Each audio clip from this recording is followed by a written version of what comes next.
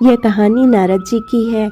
वह एक बार तपस्या में लीन थे। वह कामदेव पर विजय प्राप्त करना चाहते थे, इसलिए वह घोर तपस्या करते हैं। जब इस बात का पता कामदेव को चलता है तो वह उनकी तपस्या को भंग करने के लिए तरह तरह के यत्न करते हैं। कभी वह सुंदरियों को भेजते हैं, कभी वसंत ऋतु कर देते हैं, लेकिन इन सब का नारद जी पे कोई असर नहीं होता है और वह काम पे विजय प्राप्त कर लेते हैं, ऐसा उन्हें एहसास होता है।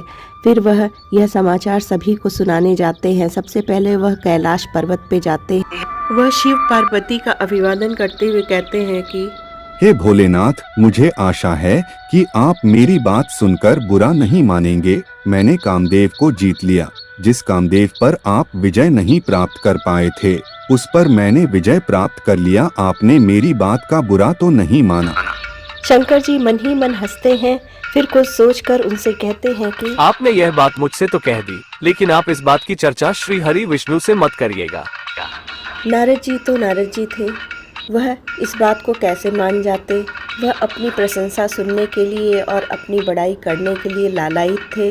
वह तुरंत विष्णु जी के पास जाते हैं और यह भी कह देते हैं कि यह सुनकर शिव को अच्छा नहीं लगा था। श्री हरि भी चुटकी लेते हैं और अपनी पत्नी से कहते हैं कि आजकल नारद मुनि दिखाई नहीं दे रहे हैं। तो वह कहती हैं कि आ ही रहे होंगे, कहीं व्यस्त होंगे इधर की बात उधर करने में। और तभी नारद प्रवेश करते हैं और कहते हैं, आप सबको मेरा प्रणाम है। अरे देवर्षि, कौन सी उपलब्धि प्राप्त हो गई है? आपका चेहरा तो बिल्कुल चमक रहा है, लगता है कोई विजयश्री प्राप्त करके आ रहे हैं। तो वह कहते हैं, नारायण नारायण, प्रणाम माते। आप मेरी बात जान जाती है। मैं कैलाश गया था भोलेनाथ और पार्वती के दर्शन करने भी, और वह बात बताने के लिए भी। कौन सी बातें देवर्षि? मैंने उसे जीत लिया जिसे शिव शंभू भी नहीं जीत पाए। मैंने कामदेव पर विजय प्राप्त कर ली। आया था मुझ पर वाण चलाने, आया था मेरी तपस्या भंग करने के लिए। मैंने भी उसको ऐसी फटकार लगाई कि भाग गया। माते, जब मैंने यह बात शिव शंभू को बताई तो उनका मुंह उतर गया। काम को जीत पाना कोई सरल काम नहीं। कामदेव कभी मेरे पास दोबारा आने का साहस नहीं करेगा। ठीक है, अब मैं चलता हूँ। प्रणाम प्रणाम, नारायण नारायण। इतना कहकर नारद जी वहाँ से चले जाते हैं। दोनों ये महसूस करते हैं कि उनमें अहंकार आ गया है और वह कहती हैं कि प्रिय, लगता है इनके मन में अहंकार आ गया है। विष्णु जी भी कहते हैं, हाँ मुझे भी ऐसा ही लग रहा है। फिर नारद जी भ्रमण के लिए निकल पड़ते हैं और मन में सोचते हैं कि बहुत दिन से कहीं घूमा नहीं हूँ, जरा घूम फिर के आता हूँ। घूमते घूमते वह कई स्थानों पर पहुँचते हैं और एक नगर को देखकर वह सोचते हैं कि अरे, यह नगर इतना जल्दी कैसे बस गया? कुछ दिन पहले तो यहाँ बिल्कुल ही सुनसान था। बड़े आश्चर्य की बात है, कुछ वर्ष पहले यहाँ पर आया था, यहाँ कुछ भी नहीं था। अब यहाँ कितना अच्छा नगर बस गया है, कितना विशाल, कितना सुंदर। नारद जी यह सब कुछ आश्चर्य भरी नजरों से देख रहे थे। तभी राजा के दूत कुछ सूचना दे रहे थे। सुनिए सुनिए सुनिए, समस्त प्रजा को सूचित किया जाता है, आज महाराज यात्रा के लिए निकलेंगे। प्रजा को राजा के दर्शन के लिए आमंत्रित किया जाता है। महाराज की जय, महाराज की जय, महाराज की जय। जैसे ही राजा नारद मुनि को देखते हैं, वह अपना रथ रुकवा देते हैं और नारद मुनि से कहते हैं कि आज का दिन कितना शुभ है, मुझे महान देवर्षि के दर्शन हो गए। अरे नहीं नहीं, दिन तो मेरा अच्छा है जो आप जैसे महानुभव का मुझे दर्शन हो गया। अच्छा राजन, इतना तो बताइए कि इस जंगल में मंगल कैसे हो गया? मैं कुछ वर्ष पूर्व यहाँ आया था, तब चारों तरफ सन्नाटा रहता था, लेकिन आज तो चारों तरफ चहल पहल ही है। आप ठीक कह रहे हैं, यह नगर कुछ दिन पहले ही बसाया गया है और इसे आज अच्छी तरह सजाया गया है, क्योंकि आज यहाँ की राजकुमारी अर्थात मेरी पुत्री विश्व मोहिनी के स्वयंवर की घोषणा हो गई है। ईश्वर करें आपकी पुत्री को ऐसा वर मिले जिसे देखकर सारा विश्व आश्चर्यचकित हो जाए। ऐसे नहीं, आपको मेरे घर आकर मेरी पुत्री को आशीर्वाद देना होगा। राजा मुनि से बहुत आग्रह करते हैं और नारद मुनि भी उनके आग्रह को टाल नहीं पाते, तो उनको उनके महल में जाना पड़ता है। और वहां पहुंचकर राजा अपनी पत्नी को बुलाते हैं और उससे कहते हैं कि तुम जाओ और विश्वमोहिनी को लेकर आओ, यहाँ नारद जी पधारे हुए हैं। देवर्षि विश्वमोहिनी को आशीर्वाद भी देंगे और उसका भविष्य भी बताएंगे। उनकी पत्नी विश्वमोहिनी को लेकर आती है। जब विश्वमोहिनी आती है तो नारद जी उसका रूप और यौवन देखकर सुध-बुध खो देते हैं और उसे अवपलक नेत्रों से देखते रहते हैं। वह उन्हें प्रणाम भी करती है, लेकिन नारद जी उसका कोई उत्तर नहीं दे पाते क्योंकि उन्हें कुछ सुनाई ही नहीं दे रहा था। वह बस उसे देखे जा रहे थे। फिर वह कहते हैं कि आपकी बेटी तो अनुपम सुंदरी है, जो भी उससे विवाह करेगा वह सारे संसार के ईर्ष्या का कारण बन जाएगा। माता के पूछने पर कि इसका भाग्य बताइए, नारद जी कहते हैं कि अभी इसके भाग्य का निर्माण हुआ नहीं है, हो रहा है। जब पूरा बन जाएगा तो आप लोग चकित रह जाएंगे। अब तो नारद जी को न तो दिन को चैन था न तो रातों में नींद। वह फटाफट वैकुंठ को जाते हैं और विष्णु जी से मदद मांगने की सोचते हैं। और इधर वैकुंठ में श्री हरि चुटकी लेते हुए कहते हैं कि क्या बात है, आज आप बहुत हंस रही है। हे पतिदेव, नारद जी बहुत बड़े बड़े वादे करके गए थे कि मैं कामदेव को जीत चुका हूँ, लेकिन ऐसा कुछ भी नहीं है। वह विश्वमोहिनी के एक नैनों के वार से ही घायल हो गए। अब देखिए उनके साथ आगे क्या होता है। अभी तो खेल आरंभ हुआ है, देखिए आगे आगे अभी क्या होता है। तभी नारद जी वहाँ पर नारायण नारायण कहते हुए पहुँचते हैं और विष्णु जी से स्वयंवर की बात बताते हैं। तब माता उनकी चुटकी लेते हुए कहती है कि आपने तो कामदेव को जीत लिया है, फिर क्या आप विश्वमोहिनी के एक नज़र से ही घायल हो गए। तो फिर नारद जी कहते हैं कि मुझे और लज्जित ना करें। जब से मैंने विश्वमोहिनी को देखा है तब से उससे विवाह करने की इच्छा जागृत हो गई है। विवाह की इच्छा तो प्रकृति की स्वाभाविक देन है, लेकिन आप इतने व्याकुल क्यों हैं?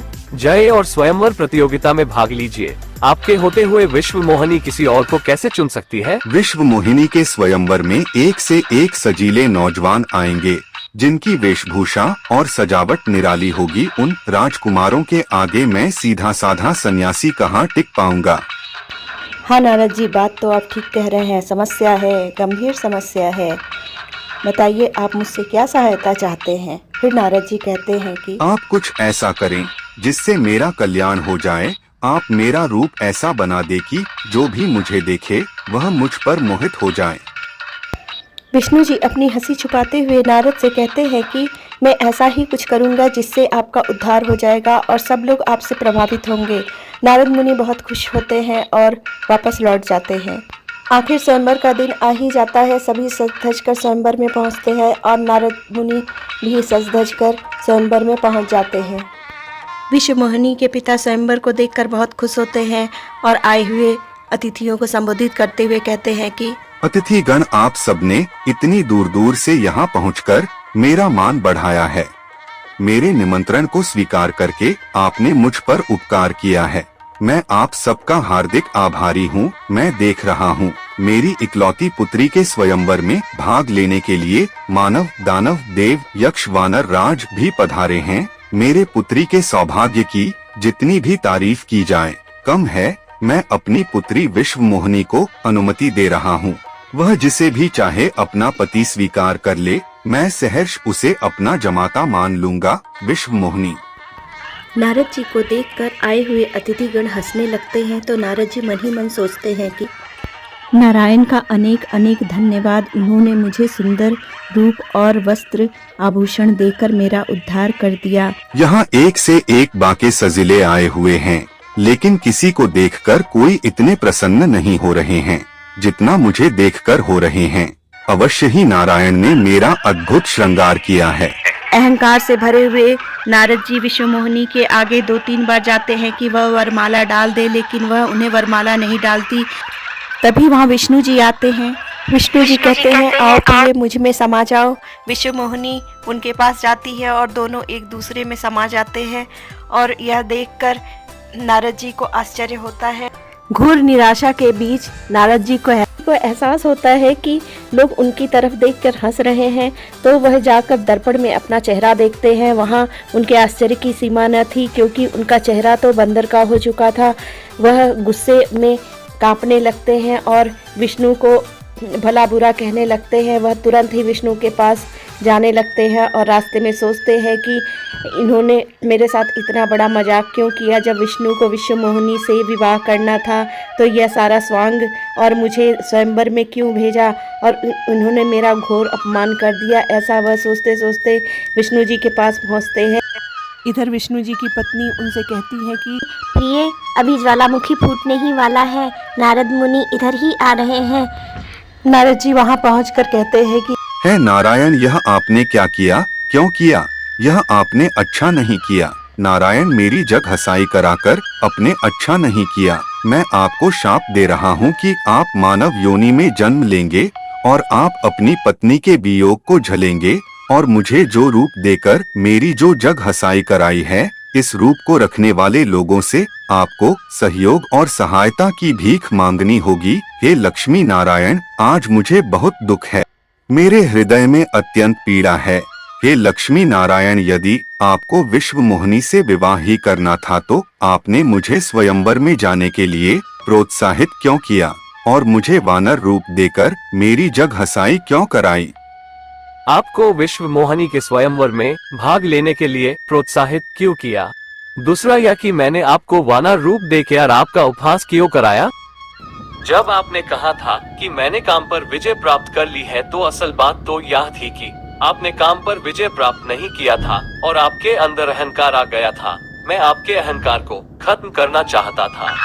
नारद जी सुने। हे देवर्षि, आप शोक न करें। पृथ्वी पर जो कुछ हुआ वह तो पूर्व नियोजित लीला थी। विश्व मोहिनी नारायण को प्राप्त करना चाहती थी। वह जन्मों से उनकी तपस्या कर रही थी और इस समय उसका मिलन हुआ है, इसलिए आपको शोक करने की आवश्यकता नहीं है। हे देवर्षि, मैं आपके अभिमान को तोड़ना चाहता था। जब अभिमानी व्यक्ति छाती फुलाकर और सिर उठाकर चलता है तो बुद्धिमान लोगों को उसे देखकर हंसी आती है। जिस प्रकार दिए की लौ उसकी बाती को खा जाती है, उसे जलाकर राख कर देती है, उसी तरह ऋषि का तप उसके अहंकार की वजह से ख़त्म होने लगता है। मैं नहीं चाहता था कि आपकी तपस्या बेकार जाए।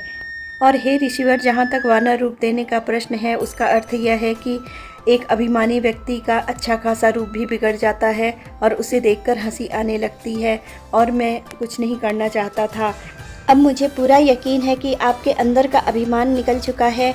उनकी बात सुनकर ऋषि रोने लगते हैं। नारायण, मैंने क्रोध में आकर आपको शाप दे दिया है मानव योनि में जन्म लेने का। तो वह कहते हैं कि आपका शाप सर आंखों पर रावण का अत्याचार पृथ्वी पर बढ़ता ही जा रहा है। मानवता कराह रही है, मैं उनके कराह को अनसुना नहीं कर सकता। आपके शाप में भी मानव कल्याण निहित है, आपको चिंता करने की कोई आवश्यकता नहीं है। विष्णु देवाय नमः।